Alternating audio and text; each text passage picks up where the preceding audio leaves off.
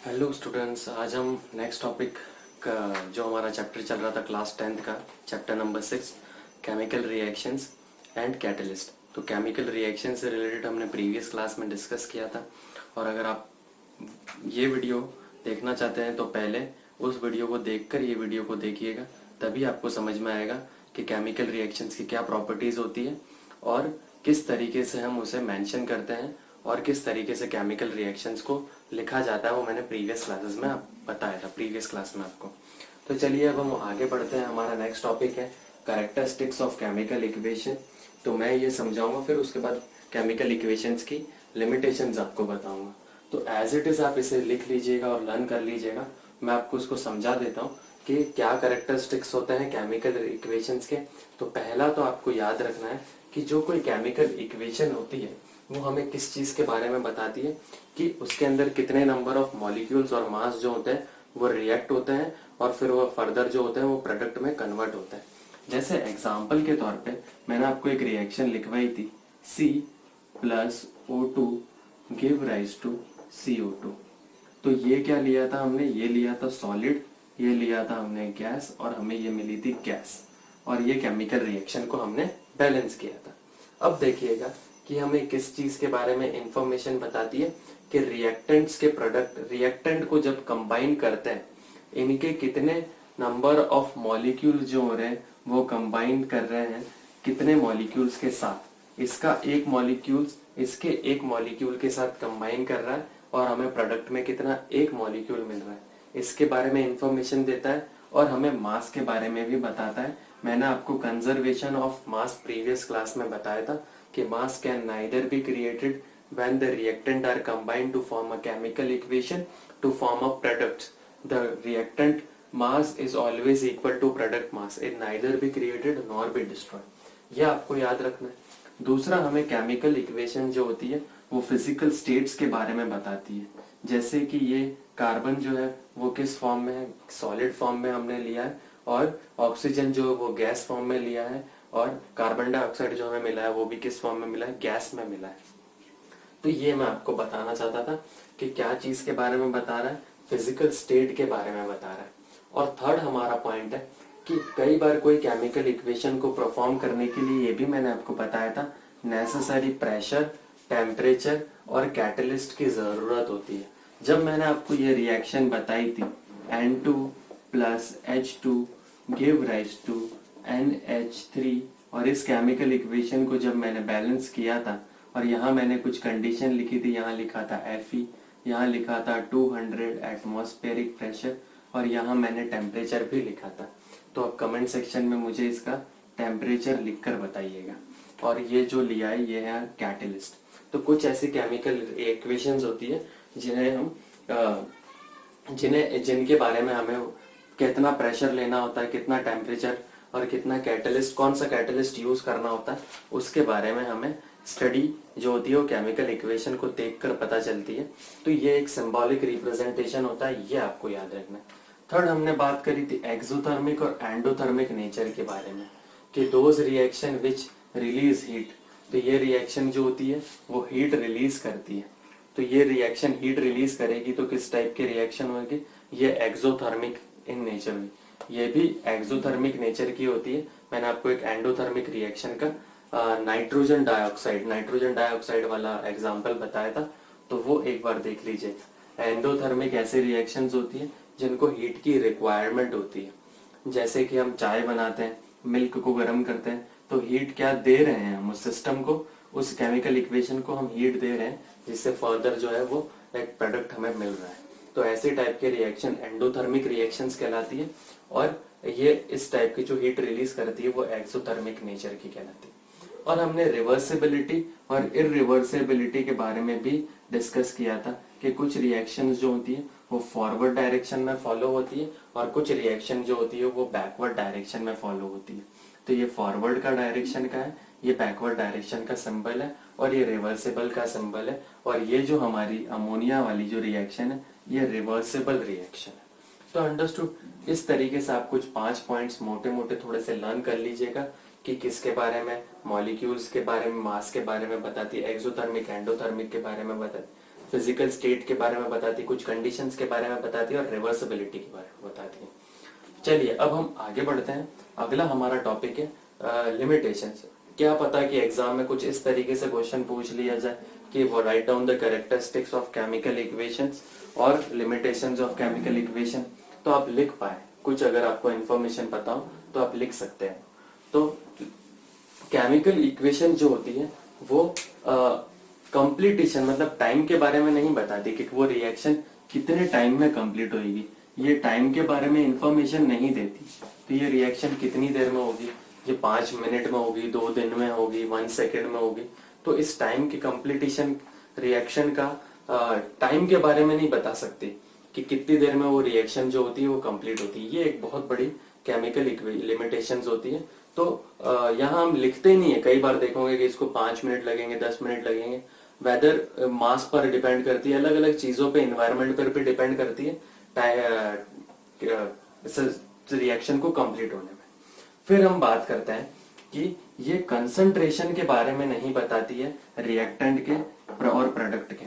देखिए कंसंट्रेशन आपके लिए एक नई टर्म है, आपको सिर्फ इतना याद रखना है कि जैसे मान लीजिए एक रिएक्शन है A प्लस बी, तो इसके जो मॉलिक्यूल्स है इसके साथ जो कंबाइन कर रहे हैं, इसके मॉलिक्यूल जो इसके साथ कंबाइन कर रहे हैं उस और कितने मॉलिक्यूल्स आपस में कंबाइन कर रहे हैं इसके बारे में इंफॉर्मेशन नहीं दे पाती है। जैसे लेट से मैंने ये 5 लीटर लिया है और ये मैंने 3 लीटर्स लिया है, तो इसके 2 लीटर्स के मॉलिक्यूल्स लेट से इसके 1 मॉलिक्यूल्स के लीटर के साथ कंबाइन कर रहे हैं। तो ये जो डिटेल इंफॉर्मेशन है अंदर, वो मैं केमिकल रिएक्शन को देखकर नहीं बता सकता कि कितना कंसंट्रेशन जो है। कंसंट्रेशन आपके लिए याद रखना है कि वॉल्यूम, अभी के लिए आप इतना याद रखिए कि कितना वॉल्यूम जो हो रहा है वो केमिकल इक्वेशंस में लिया गया है और वो कितने मॉलिक्यूल्स आपस में एक दूसरे से रिएक्ट कर रहे हैं, इसके बारे में जो होती है केमिकल इक्वेशन जो होती है वो केमिकल रिएक्शन जो है हम देखकर नहीं बता सकते। तो खैर होपफुली आपको समझ में आ गया होगा। तो आप इसे बार बार एक बार रिवाइज कीजिएगा, तो मे बी एग्जाम में किसी भी तरीके से क्वेश्चन बन सके तो आप अटेंड कर सके और इसको जनरल लाइफ में भी आप एप्लीकेबल करके सॉल्व कर सकते हैं। फिर हम अब आगे बढ़ते हैं। अब पहले जो आगे का टॉपिक पढ़ने से पहले मैं आपको थोड़ा सा रिवाइज करवा देता हूँ कि हमने प्रीवियस क्लास में किस तरीके से पढ़ा था और किन चीजों के बारे में पढ़ा था। तो उसी के बारे में और थोड़ा सा एक टॉपिक और उसके अंदर मैं आपको बताऊंगा, और वो टॉपिक है कि केमिकल रिएक्शन जो होती है, केमिकल रिएक्शन जो होती है वो आप देखोगे कि एक तरफ तो हमारे पास होते हैं क्या, रिएक्टेंट, और वो मिलकर क्या बनाते हैं, प्रोडक्ट। और ये हमेशा क्या लॉ ऑबे करेगा, कंजर्वेशन ऑफ मास का लॉ ऑबे करेगा। ये हम डिटेल में पढ़ चुके। अब देखिए कि केमिकल रिएक्शन होती किन कारणों की वजह से, क्या रीजन है बिहाइंड दैट कि केमिकल रिएक्शन फॉलो होती है। तो देखिए केमिकल रिएक्शन फॉलो होने के लिए ये आपको ये पता होना चाहिए, ये जो कार्बन है, कार्बन के जो बॉन्ड्स होंगे और ये जो ऑक्सीजन के बॉन्ड्स होंगे, खुद के इंडिविजुअल एटम्स के जो बॉन्ड होंगे, जैसे लेट से कार्बन आपस में जुड़ा है कार्बन कार्बन बॉन्ड से, कार्बन कार्बन बॉन्ड से जुड़ा है, ठीक है। तो ये कार्बन कार्बन बॉन्ड से जो कार्बन जुड़ा है और ऑक्सीजन जो है वो ऑक्सीजन ऑक्सीजन बॉन्ड से जुड़ा हुआ है, तो इनके बीच का जो बॉन्ड होगा वो क्या होगा, वीक होगा, और इनके बीच का भी बॉन्ड जो होगा वो क्या होगा, वीक होगा। बॉन्डिंग मतलब जो बॉन्डिंग होगी, बॉन्ड होगा within the molecules, within the atom, the bonds are getting weaker. और ये जो बॉन्ड वीक होने के बाद क्या होंगे, नए बॉन्ड फॉर्म करेंगे। नए बॉन्ड किससे फॉर्म करेंगे, आपस में फॉर्म करेंगे, ठीक है। आपस में क्या फॉर्म करेंगे, कार्बन प्लस ऑक्सीजन, ये एक नई बॉन्डिंग बनेगी, न्यू बॉन्ड्स फॉर्म होंगे, ठीक है। बॉन्डिंग हमारे अभी आपको नहीं मतलब ये नहीं पता होगा कितने टाइप्स के बॉन्ड होते हैं, आपको इतना याद रखना है, जुड़ना, ठीक है। किसी चीज का आपस में जुड़ना क्या कहलाता है, बॉन्डिंग कहलाती है। कॉमन सेंस का कॉन्सेप्ट है कि ये दो बॉन्ड क्या होंगे, आपस में वीक होंगे खुद के बॉन्ड्स, और किसी दूसरे से जुड़ने के लिए वो क्या करेंगे, अपने बॉन्ड्स को वीक करके उनसे जुड़ेंगे, स्ट्रॉन्ग बॉन्ड बनाने की कोशिश करेंगे। यहां तक आपको कॉन्सेप्ट समझ में आ जाना चाहिए। बहुत ही सिंपल सा कॉन्सेप्ट है ये कि बॉन्डिंग पहले वीक होगी और फिर उसके बाद जो होंगे नए बॉन्ड्स फॉर्म होंगे, जिस कारण से एक नया प्रोडक्ट हमेशा हमें मिलता है। ठीक है, तो यहां तक आपको होपफुली समझ में आ गया होगा। तो अगली जो हेडिंग है, अब आप हेडिंग लगा लीजिए टाइप्स ऑफ केमिकल रिएक्शन। बहुत ही इंपॉर्टेंट टॉपिक है और बहुत ही इंटरेस्टिंग टॉपिक है। होपफुली आपने पहले पढ़ा भी होगा और सुना भी होगा। तो पहले आप यहाँ टॉपिक डाल दीजिए types of chemical reaction. Type of chemical equation या केमिकल रिएक्शंस लिखिए, जो लिखना है वो लिखिए। तो हम पहले easy to hard chemical equations पढ़ेंगे और आज हम सिर्फ 2 ही केमिकल इक्वेशंस पढ़ेंगे, जिससे आपको थोड़ा अच्छे से समझ आ जाए। बाकी की जो केमिकल रिएक्शंस है वो हम बाद में पढ़ेंगे। तो हमारी पहली केमिकल इक्वेशन जो है वो आप डाल दीजिए। पहली केमिकल इक्वेशन है वो है एडिशन रिएक्शन। क्या नाम है? Addition reaction. एडिशन रिएक्शन को कॉम्बिनेशन रिएक्शन भी कहते हैं, कॉम्बिनेशन रिएक्शन भी कहते हैं। ठीक है, 2 नाम है इसके। कैसे भी एग्जाम में क्वेश्चन आए तो आप लिख लीजिएगा इसको। तो अब बात करते हैं एडिशन रिएक्शन को। पहले मैं समझाता हूँ, फिर उसके बाद इसकी डेफिनेशन लिखवाऊंगा। तो देखिए एडिशन रिएक्शन में लेट्स से एक हमारे पास रिएक्टेंट है A प्लस बी। ये कुछ भी हो सकता है, कोई भी एटम हो सकता है। ये A प्लस बी मिलके एक नया प्रोडक्ट बना रहा है ए बी नाम का एक नया प्रोडक्ट बना रहा है। लेफ्ट हैंड साइड क्या होता है? रिएक्टेंट, और राइट हैंड साइड क्या होता है? प्रोडक्ट होते हैं। ये समझाने के लिए, अंडरस्टैंड, आपको इसके बारे में इतना सोचना नहीं है। अब देखिए, तो लिखेंगे कैसे इसको एग्जाम में? आप डेफिनेशन साथ ही साथ लिखिएगा। when two or more reactant combine, when two, यहां लिखिएगा when two or more reactant combine to form a single product। ठीक है, when two or more reactant combine to form a single product, this type of chemical reaction is known as addition reaction। लिख लिया? Hopefully आपने लिख लिया होगा। मैं वापस एक बार रिपीट कर देता हूं। when two or more reactant combine आएगा, ठीक है, यहाँ पर to form a single product, this type of reaction is known as addition reaction or combination reaction। Understand? ये सिनेरियो अगर आपके दिमाग में फिट है तो आप डेफिनेशन को अपने आप से भी लिख सकते हैं। और जब भी एग्जाम में डेफिनेशन आए तो आप एग्जाम्पल जरूर और जरूर लिखिएगा। मैं आपको 3 एग्जाम्पल करवाऊंगा और तीनों एग्जाम्पल समझाऊंगा भी, जिससे कि आपको समझ में आ जाए। ठीक है, तो पहला एग्जाम्पल है हमारे पास। चलिए मैं इसको रहने देता हूँ। पहला एग्जाम्पल है, एग्जाम्पल हमेशा लिखना है। एक एग्जाम्पल तो कब हमेशा डेफिनेशन के साथ लिखेंगे तो बेटर रहता है। तो हमारा पहला एग्जाम्पल है कॉम्बिनेशन रिएक्शन। कॉम्बिनेशन रिएक्शन मैंने आपको बताया है कि जब कार्बन को ऑक्सीजन की प्रेजेंस में हम हीट करते हैं तो क्या मिलता है? कार्बन डाइऑक्साइड मिलती है। ये क्या होता है? सॉलिड होता है। ये क्या होता है? गैस होता है। ये क्या होता है? गैस होता है। आप भी इस तरीके की हैबिट डाल दीजिए जिससे कि आपको सूटेबल हो, बार बार लर्न नहीं करना पड़े कि सॉलिड, लिक्विड, गैस और एक्वस सॉल्यूशन के बारे में। तो ये combination reaction is a type of addition reaction. Next एक और एग्जांपल आप लर्न कीजिएगा, Mg मतलब होता है मैग्नीशियम, और मैग्नीशियम को भी हम ऑक्सीजन की प्रेजेंस में हीट करते हैं। ये क्या होता है? सॉलिड होता है। ये क्या होता है? गैस होता है। तो ये भी क्या है? बाय प्रोडक्ट रिलीज करता है मैग्नीशियम ऑक्साइड। और इसको बैलेंस करने के लिए मैंने यहाँ 2 डाल दिया और यहाँ 2 डाल दिया। कैसे बैलेंस करा मैं एक बार और फिर बता देता हूँ आपको, ताकि आपको बार बार प्रॉब्लम ना हो। देखिए मैग्नीशियम के यहाँ पर कितने मॉलिक्यूल है? 1। यहाँ पर भी कितने मॉलिक्यूल है? 1। तो ये तो बैलेंस्ड है। लेकिन देखिएगा आप, ऑक्सीजन के 2 मॉलिक्यूल है बट यहाँ पर 1 मॉलिक्यूल है, इसलिए इस कंपाउंड के आगे मैं 2 लगाऊंगा तो मैग्नीशियम अनबैलेंस्ड हो जाएगा। इस वजह से मैं मैग्नीशियम के भी आगे मैं 2 लगा दूंगा। यहाँ फिर नीचे लिख दीजिएगा मैग्नीशियम, यहाँ लिख दीजिएगा ऑक्सीजन, और ये कंपाउंड का नाम क्या है? इस कंपाउंड का नाम है मैग्नीशियम ऑक्साइड। अब देखिए एग्जाम में ये 2 से 3 तरीके टाइप से क्वेश्चन आ सकता है। पहला तो क्वेश्चन आएगा एग्जाम में कि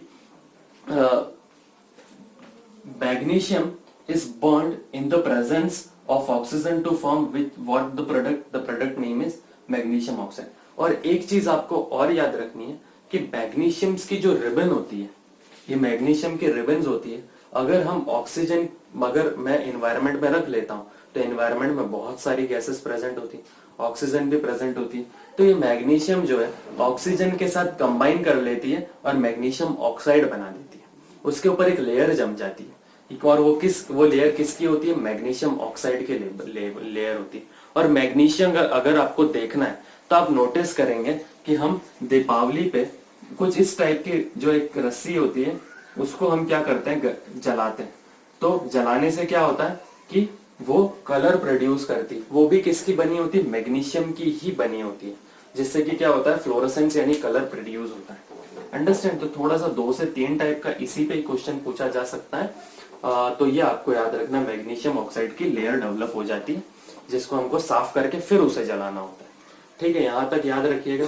अब अगला एग्जाम्पल आपको याद रखना है, बहुत इंपॉर्टेंट एग्जाम्पल है, hydrogenation.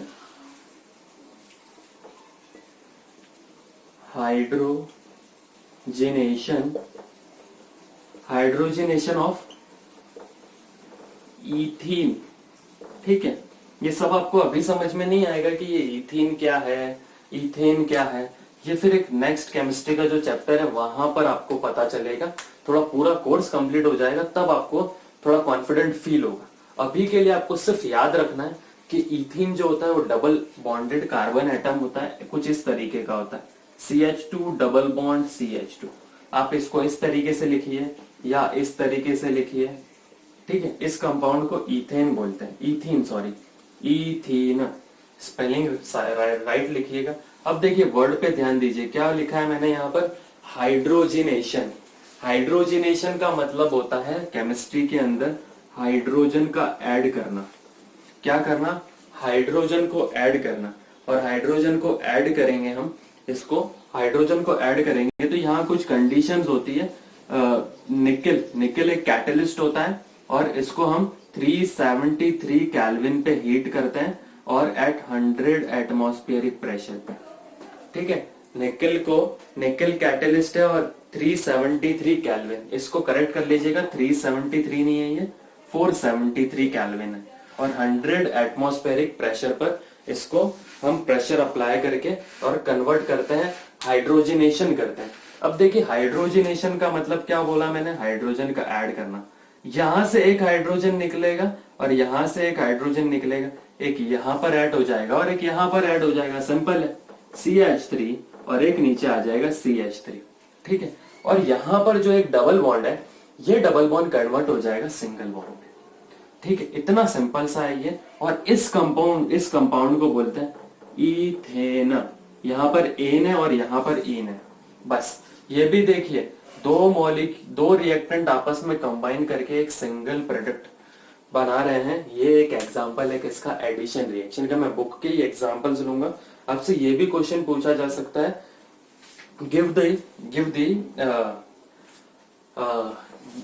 Give hydrogenation reaction of ethene. तो आप ये रिएक्शन लिख लीजिएगा, होपफुली आपको ये समझ में आ गए होंगे। अब हम आगे बढ़ते हैं। अब हमारी first type of chemical reaction complete होती है, यहां से क्वेश्चन पूछने की चांसेस कम रहते हैं। अब हम नेक्स्ट पे चलते हैं।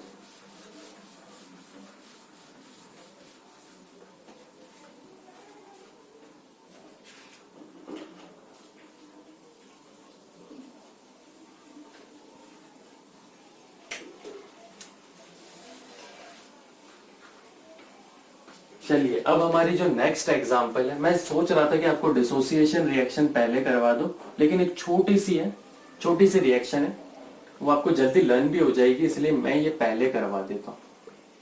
अगली आप हेडिंग लगा लीजिए, डिस्प्लेसमेंट रिएक्शन। ठीक है, डिस्प्लेसमेंट रिएक्शन, और इसको रिप्लेसमेंट रिएक्शन भी बोलते हैं, रिप्लेसमेंट, और इसका दूसरा नाम है रिप्लेसमेंट रिएक्शन। ठीक है, हेडिंग लगा ली होगी आपने हाफुली। मैं एक बार चेक कर लेता हूं कि हाँ कैमरे में पूरा सही दिख रहा है, नहीं दिख रहा है? ओके, राइट है। अब देखिए हमारी सेकेंड टाइप ऑफ रिएक्शन है, वो है डिस्प्लेसमेंट और रिप्लेसमेंट रिएक्शन। बहुत ही सिंपल से रिएक्शन। लेट्स से हमारे पास एक रिएक्टेंट है AB और एक हमारे पास यहाँ पर रिएक्टेंट है C नाम का। अब देखिए डिस्प्लेसमेंट का मतलब होता है डिस्प्लेस करना। भाई किसको डिस्प्लेस करेंगे? ये जो है ना ये या तो ये या फिर ये। अभी मैं आपको डिटेल में समझाऊंगा। ये देखिए मान लीजिए ये अपनी एक बेंच पर बैठा है इसके साथ, अपने फ्रेंड के साथ। ये आया और इसने इस फ्रेंड को क्या करा, निकाल फेंका और उसकी जगह पर वो खुद बैठ गया। ठीक है, वहां से हटा दिया और वो उसकी जगह पर बैठ गया। तो इस टाइप के रिएक्शन को बोलते हैं डिस्प्लेसमेंट और रिप्लेसमेंट रिएक्शन। किसी की पोजीशन को डिस्प्लेस कर देना या रिप्लेस कर देना, इस टाइप की केमिकल रिएक्शन को हम बोलते हैं डिस्प्लेसमेंट और रिप्लेसमेंट रिएक्शन। तो इसकी डेफिनेशन किस तरीके से लिखेंगे? इसकी डेफिनेशन लिखेंगे, ये कब कब इसको डिस्प्लेस करेगा? जब ये हाईली रिएक्टिव होगा। रिएक्टिव का मतलब होता है, केमिस्ट्री में एक वर्ड आपको याद रखना है, रिएक्टिव। रिएक्टिव का मतलब होता है किसी से जल्दी रिएक्ट करने वाला, जल्दी से रिएक्ट कर लेता है। और एक वर्ड होता है स्टेबल। रिएक्टिव का उल्टा होता है स्टेबल, जो किसी से रिएक्ट नहीं करता। चलिए, तो इसकी डेफिनेशन लिखेंगे, when highly reactive element, when highly reactive element displace the less reactive element, less reactive element। ठीक है, this type of chemical reaction is known as displacement reaction. मेरे लिए ये इंपॉर्टेंट मार्क कर लीजिएगा, एग्जाम पर्सपेक्टिव से बहुत इंपॉर्टेंट है ये। अब देखिए मैंने डेफिनेशन लिख ली है, तो डेफिनेशन के बाद अब मैं इसका एग्जाम्पल लिखूंगा। तो एग्जाम्पल इसका बहुत फेमस एग्जाम्पल है। अब हम इसका एक एग्जाम्पल कर लेते हैं। जब भी आप डेफिनेशन लिखेंगे तो उसके साथ एग्जाम्पल जरूर लिखिएगा। अब देखिए इसका एग्जाम्पल बहुत इंपॉर्टेंट एग्जाम्पल है, जो आपको हमेशा याद रखना है। वो होता है कॉपर सल्फेट प्लस जिंक। देखिए ये AB टाइप का एक कंपोनेंट है और इस कंपाउंड को बोलते हैं कॉपर सल्फेट। और ये जो है ये जिंक है, एक एलिमेंट है। अब देखिए जब जिंक और कॉपर सल्फेट रिएक्ट करते हैं तो जिंक क्या कर देगा, कॉपर को इस कंपाउंड में से डिस्प्लेस कर देगा, उसकी जगह पर खुद चला जाएगा और एक नया कंपाउंड बना देगा जिसका नाम होगा जिंक सल्फेट। और किसको बाहर निकाल देगा? कॉपर को बाहर निकाल देगा। ठीक है, कॉपर को बाहर निकाल देगा। तो एग्जाम में डेफिनेशन के साथ एग्जाम्पल पूछा जा सकता है, ये आपको याद रखना है। और ये 2018 के बोर्ड में एग्जाम में पूछा भी जा चुका है, 19 के सॉरी। तो ये आपको याद रखना है। दूसरा, एग्जामिनर इसमें और किस तरीके से क्वेश्चन बना सकता है? एग्जामिनर इस तरीके से क्वेश्चन बना सकता है, वाई, आप लिख लीजिएगा, why the blue colour of copper sulphate solution is displaced when zinc और जिंक आ सकता है, यहाँ पर एल्यूमिनियम आ सकता है, यहाँ पर आयरन आ सकता है, कोई भी एलिमेंट आ जाए तो इसका जो कलर होगा, the colour will displaces to white, the colour will be displaced to white. तो मैं एक बार क्वेश्चन को समझा देता हूं आपको कि क्वेश्चन पूछना क्या चाह रहा है। क्वेश्चन ये पूछना चाह रहा है कि जो ये कॉपर सल्फेट जो होता है ये ब्लू कलर का होता है। जैसे लेट्स से आप एक टेस्ट ट्यूब में, इस तरह की टेस्ट ट्यूब होती है और इसके अंदर कॉपर सल्फेट सोल्यूशन डाला है, CuSO4। ठीक है, CuSO4 डाला है और ये ब्लू कलर का होता है। तो जब मैं इन तीनों में से कोई एक एलिमेंट इसके अंदर डालता हूं, तब इस टेस्ट ट्यूब का कलर जो हो जाएगा वो चेंज हो जाएगा। चेंज टू क्या हो जाएगा? व्हाइट हो जाएगा।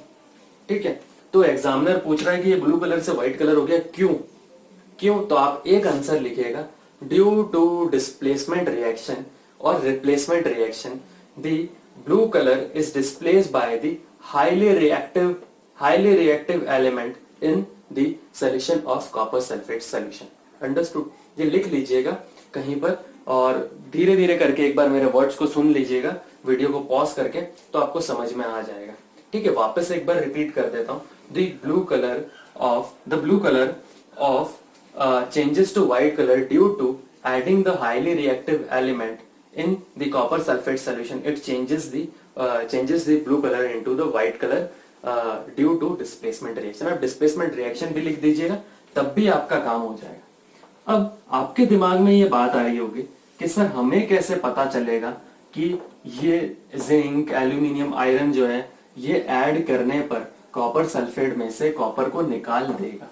या किसी और ऐसे रिएक्शन आ जाए कोई दूसरे एग्जाम्पल के साथ, तो हमें कैसे पता चलेगा कि ये डिस्प्लेसमेंट रिएक्शन का एग्जाम्पल है। तो ये समझने के लिए आपको एक रिएक्टिविटी सीरीज आनी चाहिए। तो अगली आप हेडिंग डाल दीजिए रिएक्टिविटी सीरीज। इसी का सब पार्ट है रिएक्टिविटी सीरीज। और आपको इसको किस तरीके से लर्न करना है मैं बता रहा हूं, और ये किस तरीके से वर्क करती है ये भी बताऊंगा। देखिए यहां, और इस रिएक्टिविटी सीरीज में भी क्वेश्चन पूछा जा सकता है। यहां बीच में लिखिएगा हाइड्रोजन, ये H का सिंबल है हाइड्रोजन। अब देखिए ऊपर से स्टार्ट कीजिएगा, ये सिंबल है पोटेशियम का, पोटेशियम के बाद आता है सोडियम का, सोडियम के बाद आता है मैग्नीशियम का, मैग्नीशियम के बाद आता है कैल्शियम का, कैल्शियम के बाद आता है शायद से यहाँ ये ऊपर नीचे है, सॉरी, यहाँ आएगा कैल्शियम और फिर आएगा मैग्नीशियम, सॉरी, यहाँ आएगा कैल्शियम, यहाँ पर आएगा मैग्नीशियम, और फिर कैल्शियम मैग्नीशियम के बाद आएगा यहाँ, फिर लिखिएगा जिंक, फिर लिखिएगा जिंक लिखिएगा, फिर जिंक के बाद लिखिएगा Fe, और यहाँ पर लिखिएगा Pb। ठीक है, जिंक के बाद एल्यूमिनियम भी आता है, तो वो भी मेंशन करना चाहते तो कर सकता है। ठीक है, ये है potassium, sodium, calcium, magnesium, zinc, iron और पीबी मतलब होता है लेड। ये आपको सिंबल तो लर्न करने पड़ेंगे। ठीक है, जो आपकी पीरियोडिक टेबल है दे रखी है, वहां से आप इसको लिख लीजिएगा। फिर इसके नीचे यहां पर आता है कॉपर, ये सिंबल है मर्क्यूरी का, ये सिंबल है सिल्वर का, और ये सिंबल है Au यानी गोल्ड का। ठीक है, ये सब मैं लिखवाऊंगा नहीं कि ये किसका सिंबल है और ये क्या है, आपको बस इतना याद रखना है कि हाइड्रोजन से जो ऊपर है वो क्या है, मोर रिएक्टिव है।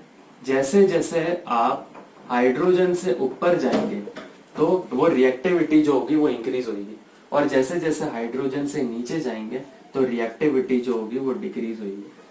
ये याद रखना है आपको। ठीक है, अब मैं वापस उस एग्जाम्पल पे आ जाता हूं। क्या था हमारा एग्जाम्पल, ये है हाइड्रोजन। ठीक है, न्यूट्रल एलिमेंट है, बीच में प्रेजेंट होता है, और इसके ऊपर जो होते हैं वो ज्यादा रिएक्टिव होते हैं, और इसके जो नीचे होते हैं वो मोर रिएक्टिव होते हैं। अब मैंने कौन सा एलिमेंट लिया था, मैंने जिंक लिया था लास्ट टाइम। अब मैं क्या करता हूँ, मैं Fe ले लेता हूँ। Fe मतलब होता है आयरन। ठीक है, जब इनका रिएक्शन होगा तो क्या बन जाएगा कंपाउंड, FeSO4। ये भी क्वेश्चन में एग्जाम पूछ सकता है कि आयरन निकल्स जब कॉपर सल्फेट में डिप करेंगे तो उसका सोल्यूशन का कलर जो हो जाएगा चेंज हो जाएगा। क्यों चेंज हो जाएगा, ड्यू टू डिस्प्लेसमेंट रिएक्शन। एक ही आंसर है घूम फिर के बस। तो अब देखिए, अब आप यहाँ पर रिएक्टिविटी सीरीज को देखिए कॉपर कहाँ पे, हाइड्रोजन से नीचे, कॉपर कहाँ पे, हाइड्रोजन से नीचे। ये कैसा एलिमेंट है, लेस रिएक्टिव है, ज्यादा रिएक्टिव नहीं है। और आयरन कैसा है, कॉपर से ऊपर है। जो एलिमेंट आपको इधर दिख रहा है उसके ऊपर जो इस सीरीज के अंदर होगा तो वो इसको डिस्प्लेस कर देगा, अदरवाइज नहीं करेगा। जैसे अगर इधर ये होता कॉपर SO4 प्लस Hg होता तो क्या ये डिस्प्लेसमेंट रिएक्शन शो करता, नहीं, ये डिस्प्लेसमेंट रिएक्शन नहीं शो करता, क्योंकि कॉपर जो है वो इस मर्क्यूरी के नीचे है। इस वजह से यहां तक आपको थोड़ा समझ में आ जाना चाहिए, क्योंकि ये लेस रिएक्टिव होता है, इस वजह से इसको डिस्प्लेस नहीं कर पाएगा इस रिएक्शन में, इस कंपाउंड में से बाहर निकाल नहीं फेंकेगा, इतना ज्यादा रिएक्टिव नहीं है। तो यहां तक तो क्लियर हो गया होगा आपको। और रिएक्टिविटी सीरीज में किस तरीके से और क्वेश्चन पूछा जा सकता है, देखिए सबसे ऊपर कौन सा कंपोनेंट है, सबसे एलिमेंट कौन सा है, यह है पोटेशियम। पोटेशियम 19 नंबर पे आता है पीरियोडिक टेबल पे, 19th पे। ठीक है, करेक्ट कर लीजिएगा अगर मेरे से गलत हो तो, और भी आप बताइएगा कमेंट सेक्शन में कि कौन सा नंबर पे आता है ये एलिमेंट। पोटेशियम जो होता है वो 19 नंबर पे आता है नहीं आता है, आप मुझे कमेंट सेक्शन में लिख के बताइए। अब देखिए पोटेशियम रिएक्टिविटी सीरीज में ये क्वेश्चन पूछा जा सकता है, which is the highly reactive element in the periodic table, और in the reactivity series potassium is the highly reactive element. सबसे ज्यादा रिएक्टिव है, सबसे ज्यादा रिएक्टिव है, आपको याद रखना है, किसी के साथ भी तुरंत फटाफट रिएक्ट कर जाएगा। और सबसे कम रिएक्टिव कौन सा है, least reactive element in the reactivity series is Au. What is the symbol of Au? It's symbol of gold. Gold का सिंबल है AU। ठीक है, ये याद रखना है, सबसे कम रिएक्टिव होता है, इसलिए तो हम गोल्ड के ऑर्नामेंट्स पहनते हैं। क्यों पहनते हैं, कोई पूछ ले कि गोल्ड के ऑर्नामेंट्स क्यों पहनते हैं, क्योंकि वो सबसे कम रिएक्टिव एलिमेंट है, इस वजह से। क्यों, अगर अगर हम आयरन पहन लेते, अगर हम आयरन पहनते तो वो क्या करता, एटमॉस्फेयर यानी मॉइस्चर के साथ रिएक्ट कर जाता और वो क्या होता है, धीरे धीरे खराब होने लग जाता।